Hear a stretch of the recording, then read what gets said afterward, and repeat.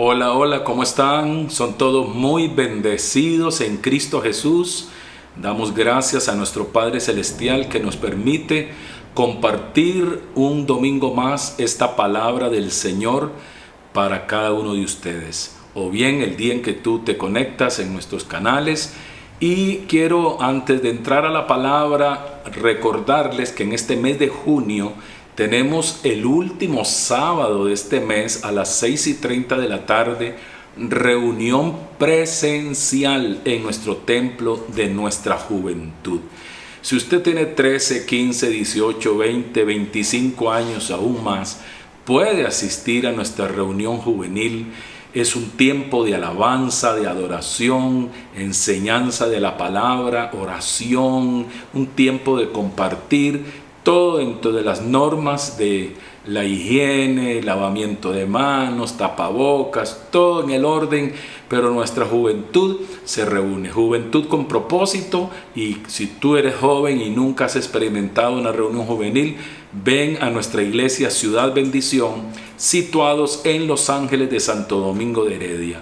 Pon Waze, Iglesia Ciudad Bendición, Los Ángeles, Santo Domingo de Heredia, Costa Rica. Así que los esperamos el último sábado de este mes a las 6:30 de la tarde en la reunión presencial de nuestra juventud. Quiero compartirles un tema en esta hora titulado La Redención. Vamos a ver un poquito de lo que es esta gran doctrina. Hay 5 puntos o temas muy importantes que tienen que ver con la doctrina de la salvación. Y uno de estos puntos o temas es la redención. Si hablamos de que soy salvo por la gracia de Jesucristo mediante ese sacrificio perfecto que Él realizó en la cruz del Calvario, estamos hablando de que Él nos ha redimido. Así que el Señor nos da redención, pero también está otro tema o punto de la doctrina de la salvación, que es la justificación.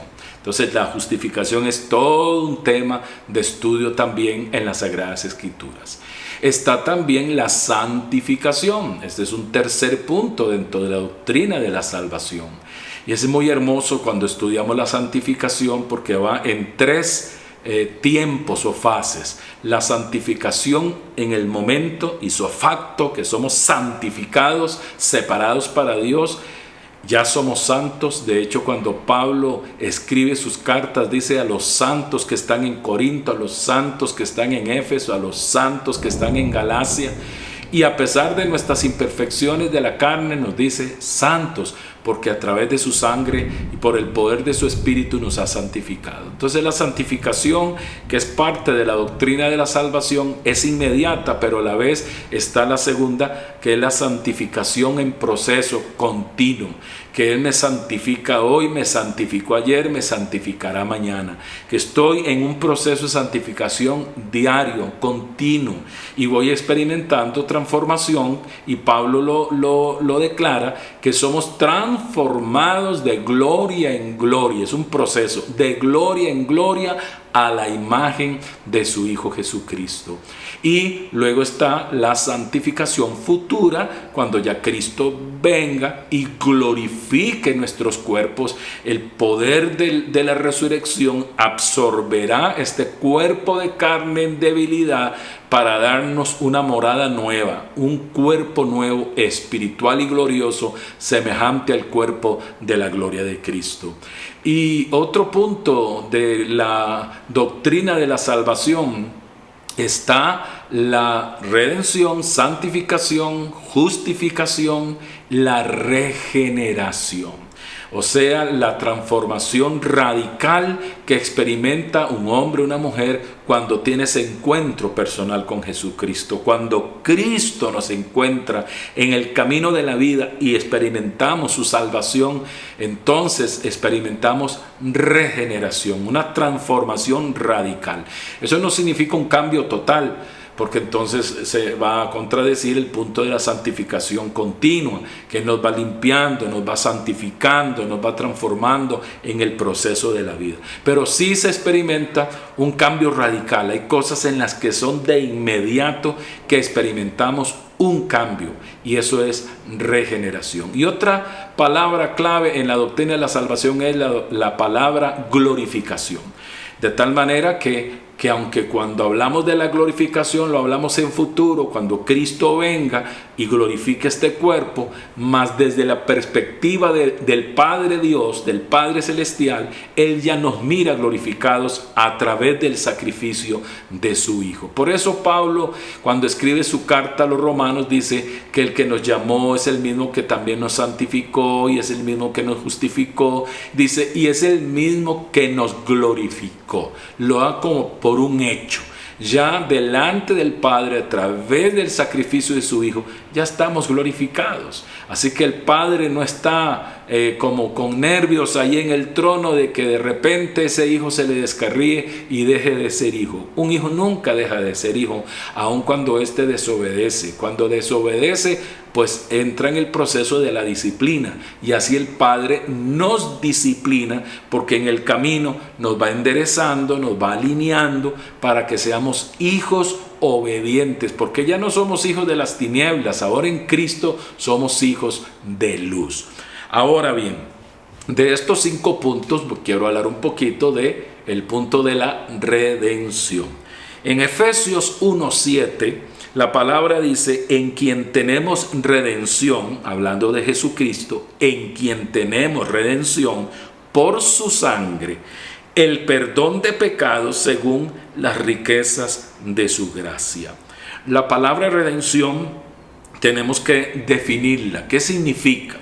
Redención, que viene pues del verbo redimir, está hablando de rescatar, librar y también comprar de nuevo. O sea, algo que me pertenecía dejó de ser mío, pero lo puedo comprar de nuevo. Eso es redimir. ¿Sabías que todos nosotros venimos de Dios? Dios nos creó como seres espirituales y nos envía a esta tierra para vivir dentro de un cuerpo, nos da un alma, para que así entonces, a pesar de que nosotros nos perdemos, porque todos venimos a este mundo como una raza caída y tendemos hacia el pecado. Ya el niño, uno ve sus rasgos de egoísmo, envidia, de celos, de ira, de berrinches, enojo. ¿Por qué? Porque nacemos en nuestros delitos y pecados muertos espiritualmente, pero llega un momento en el proceso de la vida cuando Cristo nos encuentra y experimentamos su salvación. Ahí nacemos de nuevo y es cuando experimentamos esa redención de que nos compra de nuevo, porque a Dios pertenecíamos, aunque aquí estábamos en una vida de pecado y le pertenecíamos al diablo, hijos de las tinieblas, mas viene Cristo y nos compra de nuevo. Esto que era mío vuelve a ser mío, dice el Señor, a través de su preciosa sangre. Dice Efesios 1:7 que es a través de su sangre que nos ha redimido. La palabra declara desde los días del antiguo pacto que sin derramamiento de sangre no podría haber redención. Y la única manera de rescatar al hombre de sus pecados y darle vida eterna era a través entonces del derramamiento de sangre. Por eso Jesús no podía morir en el huerto de Getsemaní cuando fue oprimido por Satanás y el infierno entero, que él sentía que moría y le dijo a sus discípulos: oren, voy a un tiro de piedra, voy a estar orando y mi alma está triste hasta la muerte. Mi alma está triste hasta la muerte. Estaba experimentando una opresión tan terrible que aún Jesús tuvo que orar al Padre y decir: si es posible, pasa de mí esta copa tan amarga, pasa de mí este momento de opresión en el que siento que me estoy muriendo. Pero bueno, Padre, no se haga como yo quiero, sino como tú quieras. Hágase conforme a tu voluntad. Si tengo que morir aquí, muero aquí. Solo que hubiese muerto de un derrame cerebral, de un infarto, simplemente no habría redención, porque ahí no había derramamiento de sangre. Jesús tenía claro que su meta y su misión era la cruz, vertir su sangre, porque solo a través del derramamiento de sangre habría redención. Y así fue que nos redimió, nos rescató, nos liberó a través de su sangre preciosa. Pedro dice que no hemos sido comprados, que es lo mismo, redimidos, Redimir es comprar, liberar, comprar de nuevo. Y dice que no hemos sido comprados con cosas corruptibles como el oro y la plata, sino con la sangre preciosa de Jesucristo, como de un cordero sin mancha. Es a través de su sangre. Y dice además que nos dio a través de esta redención por su sangre el perdón de nuestros pecados según las riquezas de su gracia. Es por su gracia. Gracia significa don inmerecido. Ninguno de nosotros merece el cielo. Ninguno de nosotros merece la vida eterna. Ninguno de nosotros merece la salvación. Pero por su gracia, mediante su sacrificio y el derramamiento de su sangre, nos dio salvación.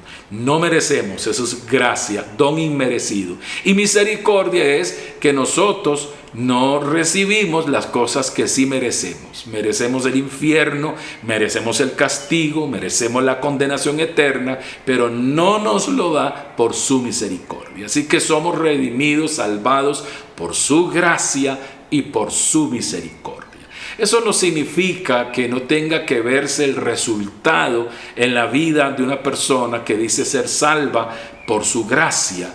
Gracia no es licencia para pecar, sino poder para vivir en santidad. O sea, todo aquel que es redimido por la sangre de Jesús mediante su gracia, las riquezas de su gracia, en él va a haber fruto, en él va a haber un resultado. Eso va a ser la integridad, la honestidad, la verdad, la misericordia, la humildad, la santidad, la obediencia. Va a haber toda una serie de frutos en él que evidencian de que es salvo mediante la gracia del Señor.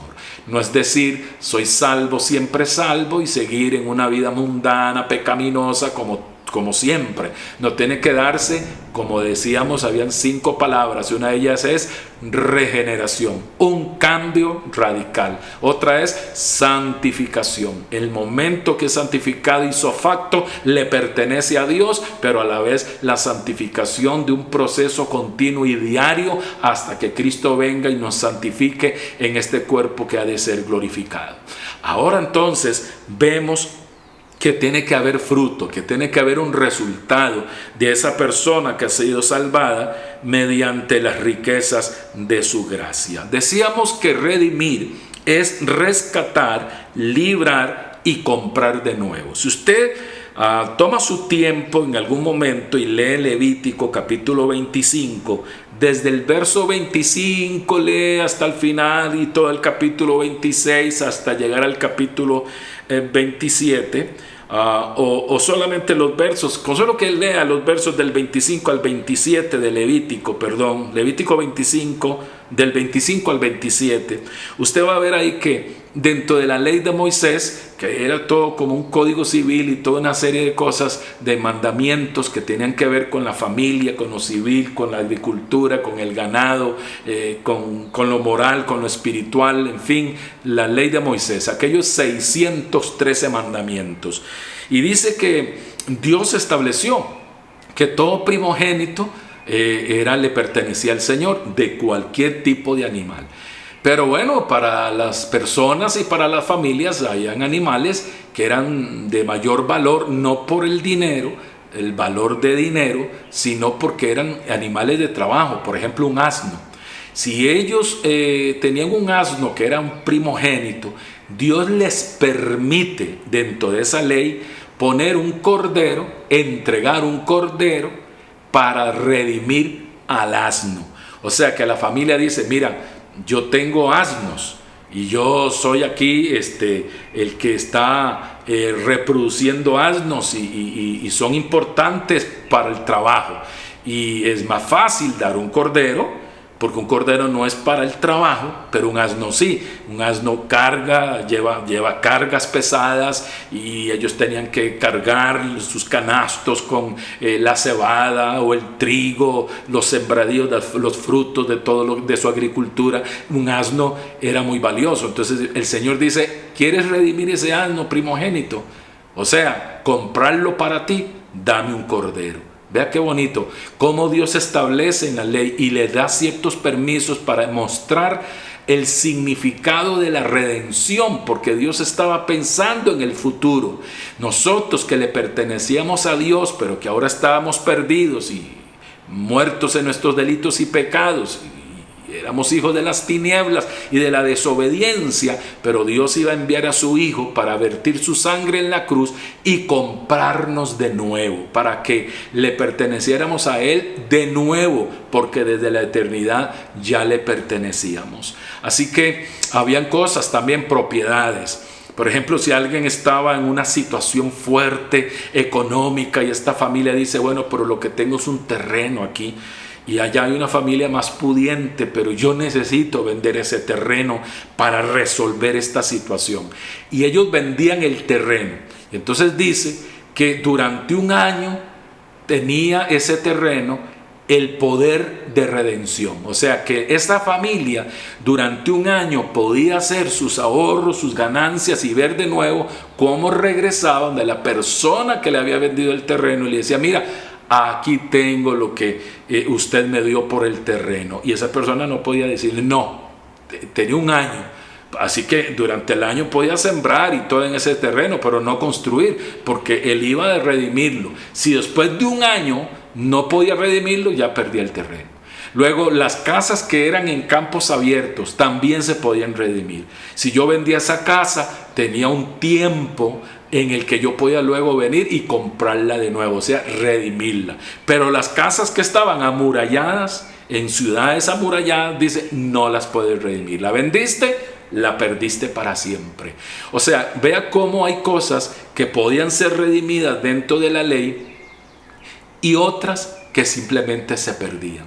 Y así está establecido para los hombres. Hay hombres que se pierden y hay hombres que pueden ser salvados.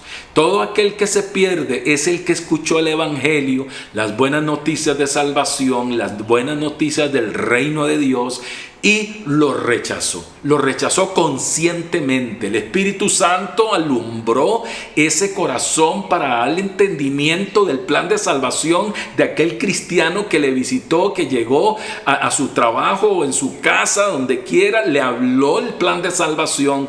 Dios lo iluminó, comprendió lo que era el plan de salvación y él en su decisión dijo, no quiero nada con Dios.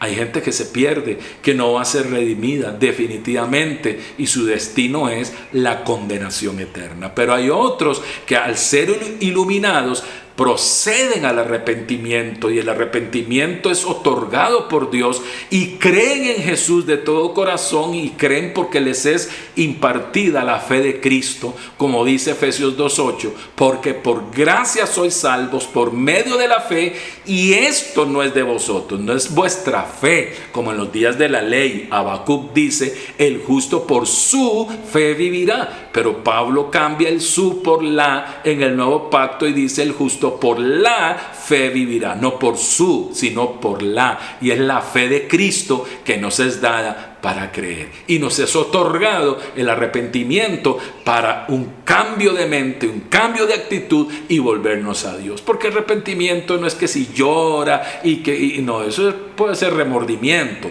Y puede ser que en el arrepentimiento llore y sienta dolor, pero es simplemente un cambio de mente, un cambio de actitud, volverse a Dios. Ya no vas en el camino hacia el abismo, ahora te volteas y vas hacia el encuentro con tu Dios.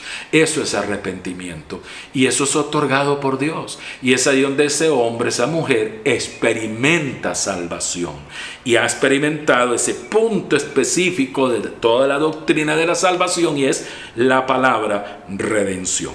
Veamos lo que nos dice Primera de Corintios 6:20 y en Primera de Corintios 6:20 nos dice, pues por precio habéis sido comprados. De ahí viene la palabra redención.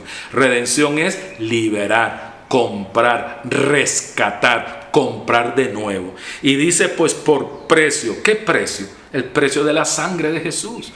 Tú que quizá tengas una estima baja y crees que tú no vales, que tú eres cualquier cosa, que no tienes capacidad para nada, que hasta has pensado mejor morirme, que para qué yo nací, qué propósito hay en la vida. Yo quiero decirte que tú vales mucho.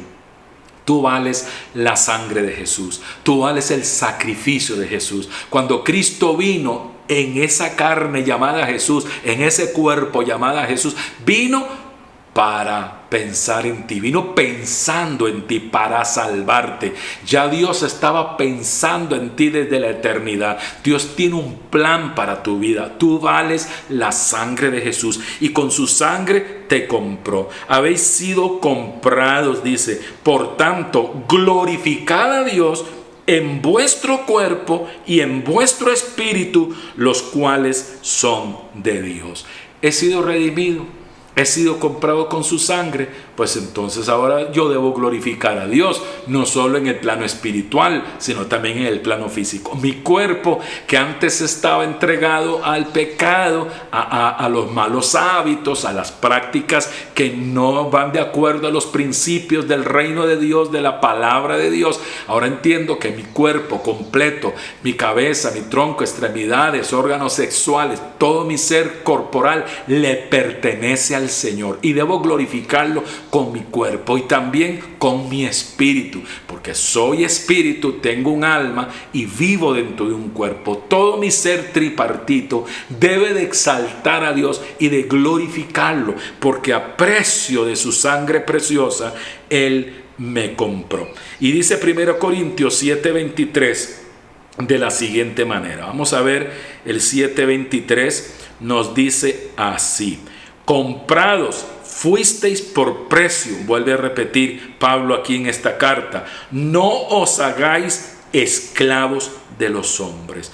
Pablo estaba dándoles una advertencia a la iglesia de Corinto, porque los judaizantes andaban por todo lado, se metían en Corinto, se filtraron en Galacia, por Colosas, y querían que la gente se sometiera de nuevo, incluso gentiles se sometieran a la circuncisión y a la celebración de las fiestas de Israel. Una cosa son las fiestas que Dios dio para Israel y otra cosa son los 10 mandamientos que están vigentes y que son eternos, que Dios le dio a su iglesia.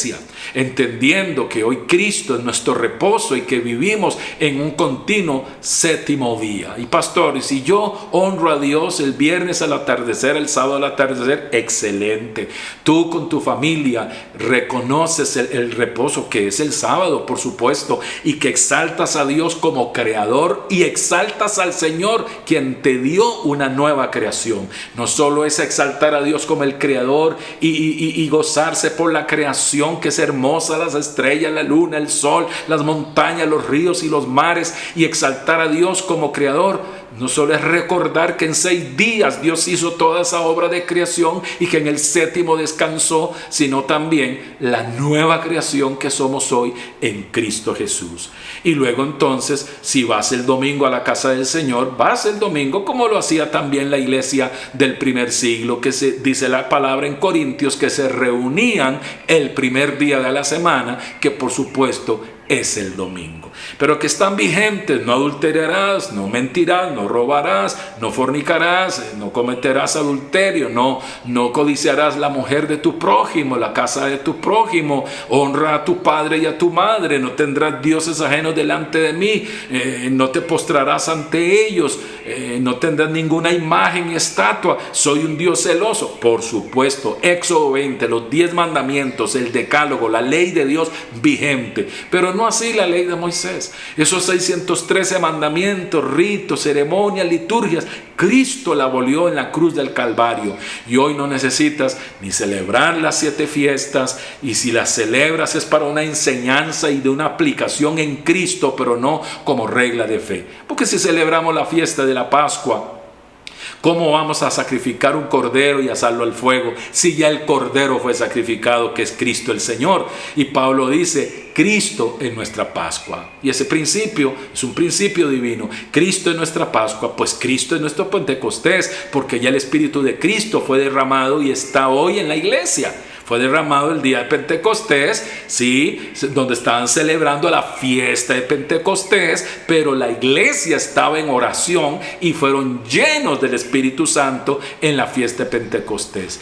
Cristo es nuestro Pentecostés. Lo mismo, Cristo es nuestra fiesta de panes ácimos. Él ya fue sepultado. Cristo es nuestra fiesta de las primicias, porque Él es la primicia de la resurrección. Él fue el primero en resucitar y nunca más morir. Porque Jesús resucitó a Lázaro, pero se volvió a morir. Porque Jesús resucitó al hijo de la viuda de Naín, pero volvió a morir. Pero Cristo resucitó y no volvió a morir. Nunca más. La muerte no se enseñorea más de Él. Él es la primicia. Él es el que primero resucitó para nunca más morir. Porque Él es eterno, es todopoderoso. Y bien, Él es... Cristo es nuestra fiesta de tabernáculos. Cristo es nuestra fiesta de expiación. No vamos a celebrar el día de expiación, sacrificar un cordero y llevar su sangre al lugar santísimo, porque ni siquiera templo hay en Jerusalén. No se puede celebrar la fiesta, el Yom Kippur. ¿Cómo lo van a celebrar? Pero ni los judíos que están dentro del marco de la ley de Moisés, ni los mesiánicos, ni los que se dicen ser hoy mesiánicos judíos pueden celebrar el Yom Kippur. ¿Cómo lo van a celebrar si no hay templo? ¿Cómo sacrificar un cordero? Así que qué hermoso saber que Cristo es esas 7 fiestas y que si las celebramos es para una enseñanza espiritual y no como una regla de fe. Porque ahora, salvos por su gracia, nos da el poder de su Espíritu para honrar la ley de Dios, el decálogo, los 10 mandamientos. Así que habían cosas que podían redimirse y habían cosas que se perdían. Así hoy día hay hombres que pueden ser redimidos, pero hay hombres que se pierden eternamente y para siempre. Y sabes, no es casualidad que tú estés escuchando este mensaje, esta enseñanza corta de redención. Cristo pagó el precio, Él derramó su sangre. ¿Qué dices tú? Y el Espíritu Santo está ahí alumbrando tu entendimiento, tu conciencia, redarguyéndote y convenciéndote de que eres pecador y que estás perdido. Tú sabes la vida que estás llevando, tú sabes en las cosas en las que estás. Dice que el Espíritu Santo es el que convence al mundo de pecado. Él es el que redarguye y Él te está redarguyendo. Él está tocando la puerta de tu corazón, pero Él está esperando que tú decidas abrir la puerta, que lo invites. Él entra y podrá cenar contigo y tú con Él. La cena de la paz, la cena del gozo, la cena de la libertad, la cena de la salvación. ¿Cómo? A través de una oración. Invita a Cristo a ser morada. Recibe a Jesucristo como su Salvador. Arrepiéntete de tus pecados. Ven, dile: Señor Jesús, hoy me arrepiento de mis pecados. Lávame con tu sangre, límpiame de toda maldad. Yo te entrego mi vida. Creo que Jesucristo es el Hijo de Dios, que murió en la cruz para redimirme por su sangre derramada, que resucitó al tercer día. Hoy ven a mi corazón, Señor Jesús, por el Espíritu Santo. Ven y lléname. Te entrego mi vida. Soy tuyo, Señor Jesús, desde ahora y para siempre. Diga: yo recibo el perdón de mis pecados. La sangre de Cristo me limpia y por la fe en Cristo me declaro salvo. Soy bendecido, soy perdonado, soy salvado. Amén y amén. Padre, llénalos ahora de tu Espíritu Santo a cada persona que ha hecho esta oración, que ha recibido y escuchado esta palabra. Tú lo has iluminado, le has dado, Señor, el entendimiento y él se ha entregado a Cristo. Toca este varón, esta mujer, esta familia, que todo se dé ese cambio radical de regeneración por el poder del Espíritu y la palabra, y que se rompa toda cadena diabólica y cancelamos brujería, hechicería, todo pacto satánico se rompe en el nombre de Jesucristo y declaramos libertad. Sana, Espíritu Santo, te lo rogamos. Sana al enfermo, liberta al cautivo, al oprimido, al que no puede dormir. Señor, sustenta su sueño. Llévate jaqueca, migraña, insomnios. Ahora en el nombre de Jesucristo, sana el cáncer, COVID, lo que sea. Limpia pulmones. Espíritu Santo, sopla. Ten misericordia de estas familias y consuela a aquellos que han perdido seres queridos. Tu consuelo, tu amor, abrázalos, Padre amado. Bendecimos Costa Rica. Bendecimos las naciones, bendecimos la familia. Gracias, Padre, en el nombre de Jesucristo, nuestro Salvador. Amén y amén. Son todos muy bendecidos y hasta la próxima.